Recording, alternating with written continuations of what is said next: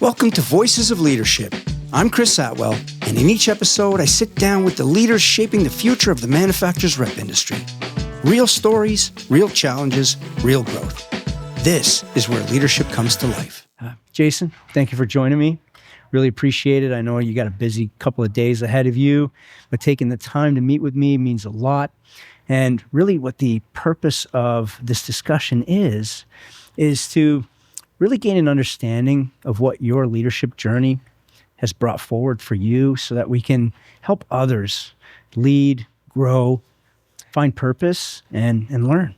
Okay. All right, how does that sound? Fantastic. Beautiful, beautiful. All right. So when you think about your leadership journey,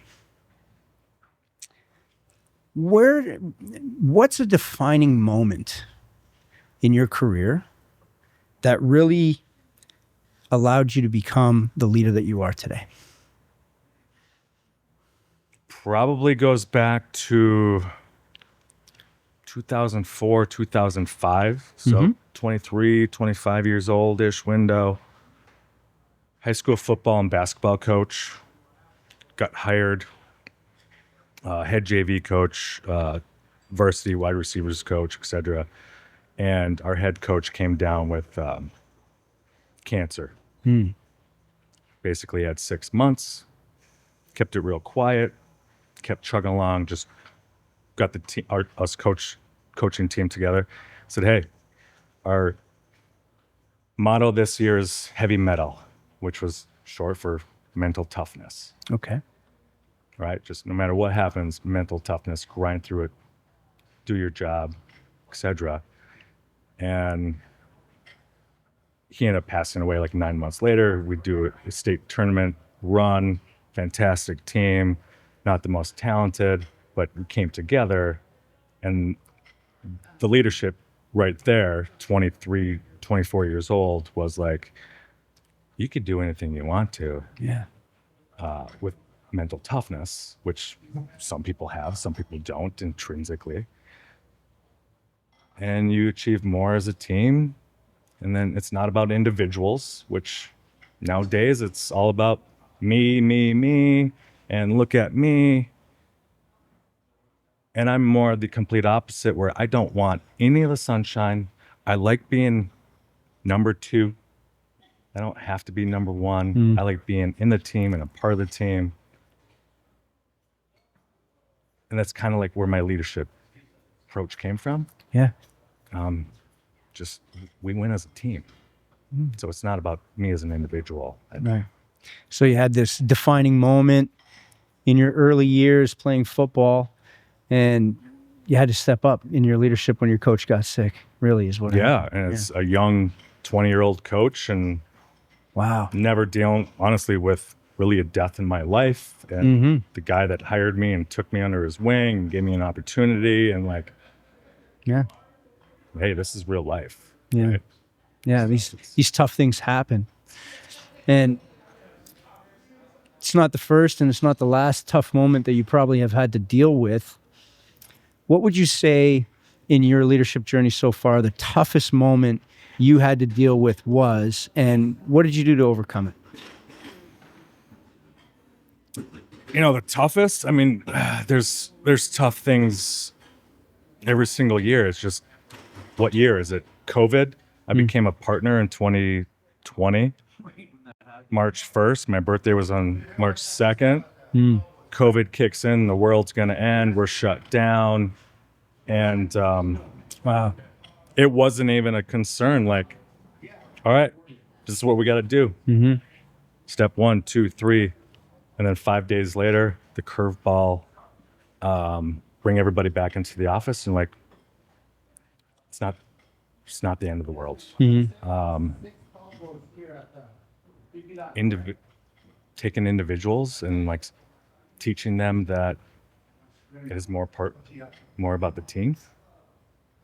Those are the constant struggles. I don't think that's going to disappear.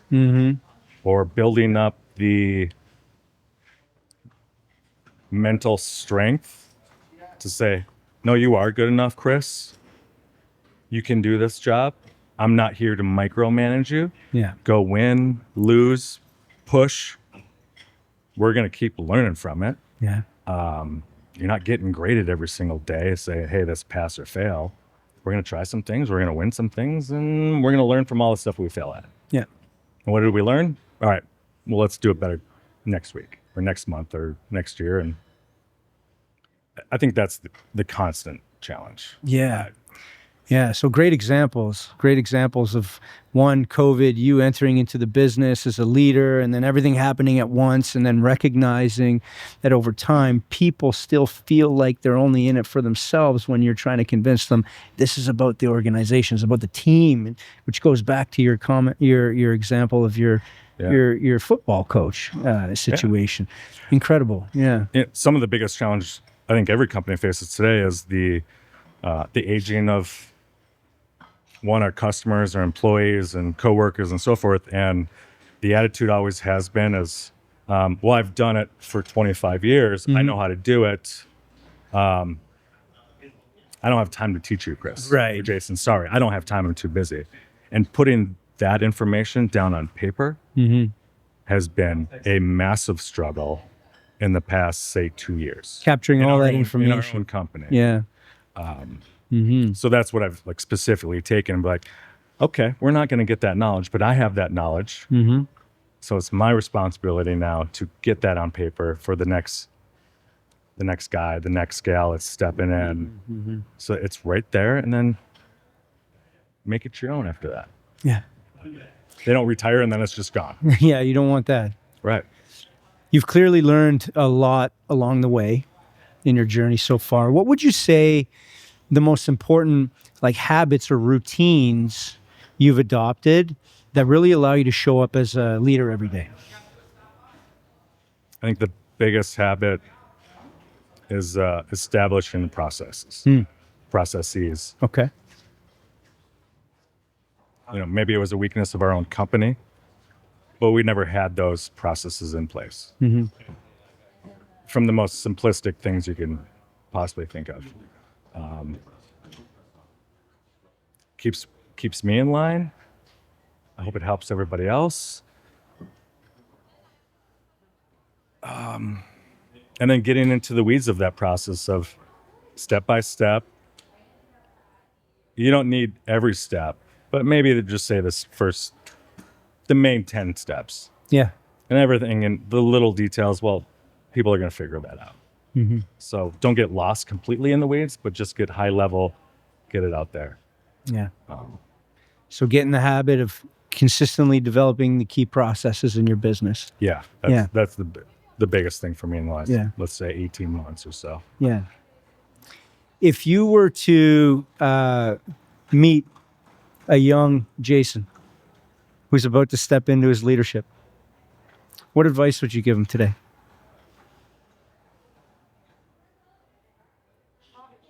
That's a good question.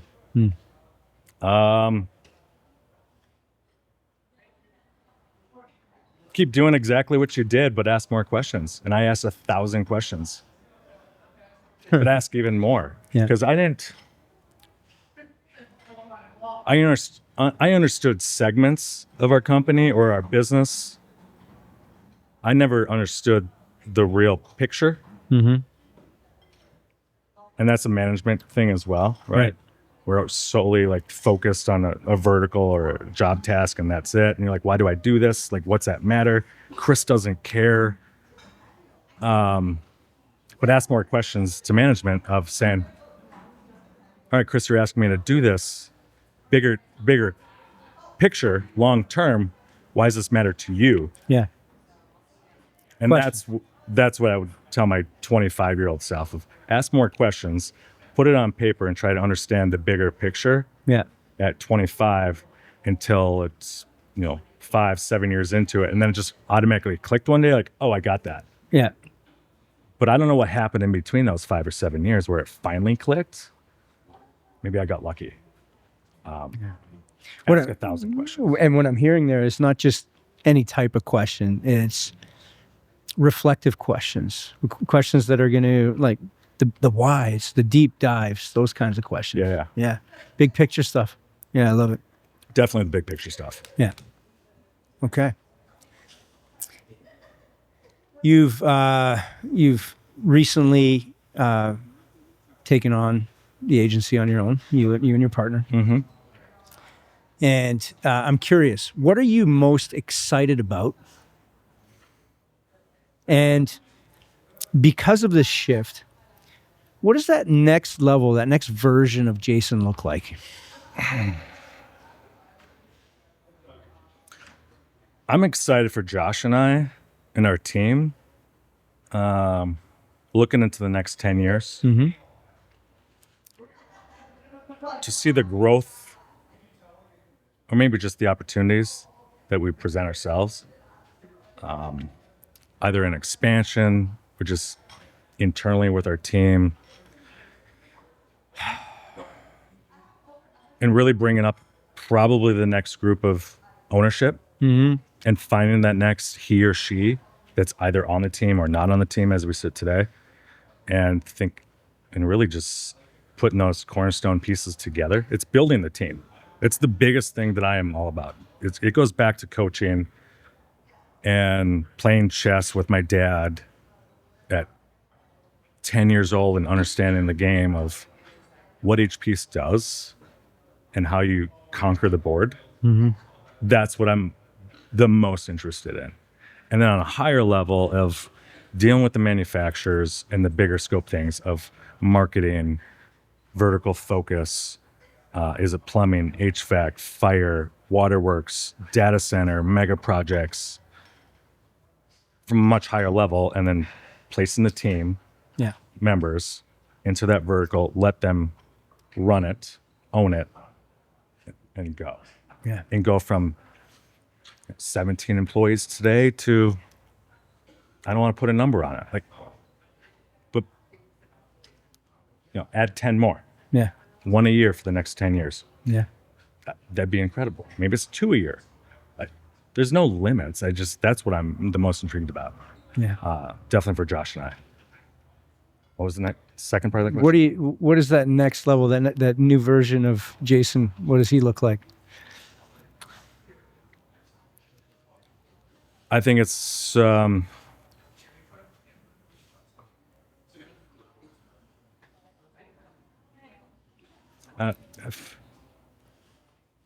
not sure. I think that's maybe the best part.